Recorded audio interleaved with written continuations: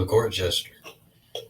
So I had an idea, and the idea that I had stemmed from my recent experience. In my recent experience, I'd go out and talk to women in bars and clubs, and just whenever I go about.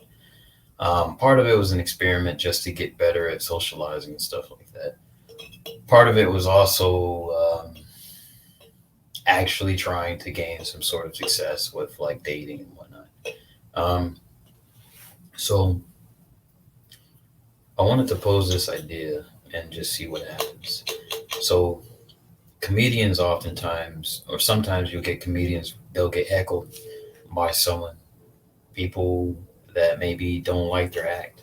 They think they're better, or they think they could have told a joke better, even though they're in the audience, right? I've noticed the dynamic between the audience and a comedian is very similar to a male when he is going up and approaching a female. The woman in that case is the audience, and the man is the comedian who's going there and putting his neck on the line and risking his own dignity in that situation for the most part. He's taking most of the essential risk. So,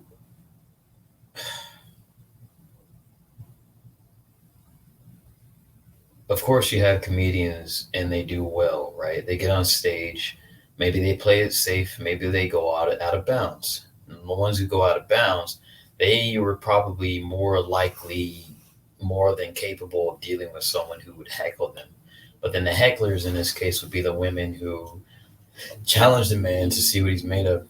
They go big whoop. Oh, that's not a big deal. Oh, cool. What'd you say your job was? Oh, you think you're so cool, right? The idea is to test the person to see how powerful they are and to see how quickly they can bounce back and whatnot, et cetera, et cetera. So there's a lot of things about being a comedian. In this case, comedians being the modern day court jesters. They kind of teach us a lot about life in a very sophisticated and simple. It's a very simple yet sophisticated way because we laugh at what they say, but the things that they're saying are essentially true, and they're also very complex at the same time. Like the whole Chris Rock, the only people who get unconditional love are women, children, and dogs, right? Like that's we laugh at it, but the idea of it is essentially true. Um, so anyway, um, so the idea behind this is that you know sometimes you have comedians that bomb, but I always liked Patrice O'Neill's ideals behind this because his ideals were that yeah, I can bomb and I can mess up and like Mayday, Mayday, we're going down. But here's the thing: if I'm going down, I'm pressing the button, I'm shooting my cannons, and you're going down with me, right? Or we're both going to be strapped, and we're both going straight to heaven, right? So I think I have a different mindset. I think when guys go out and talk, and when I talk to women now, there's one woman who was challenging me when I was going out and I was chatting with her, and she was throwing shade at me, and I threw shade back. And sometimes it can be funny banter, right? Like I don't think you should ever escalate it to a point where your emotions take over the situation. But if you're gonna get heckled, if you're gonna get challenged, just as an idea, if they're gonna try to take you down, they're gonna try to knock you down a peg. Take them with you. I don't know. It's an idea, right? It doesn't have to work. You can walk away from a situation that's at least not petty. But I think I think being petty is going to be more common among emotionally driven people, if you get my drift. But I think you have to be willing to get petty back and to make you can't be beyond it. You can't be above it because if they're gonna say these things and you're doing your little spiel, and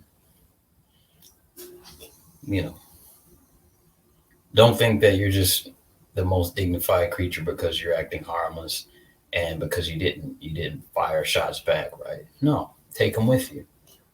Fight fire with fire. Don't.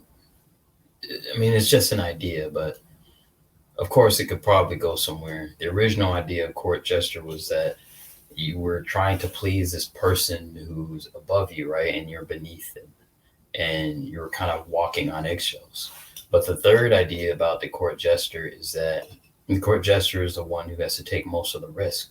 And so, if you're going to take most of the risk, you may as well secure your dignity in that interaction. So, if a person tries to, they say something goes below the belt or something like that, then perhaps you got to get better at just defending yourself, because every conversation, every conversation, every social interaction is a sword fight. It's not really just this pleasant, nice thing, even though it looks pleasant on the outside. People are sizing each other up. You got the parry riposte. Everyone's on guard. You got to know when to break the guard, when to go in for the offense.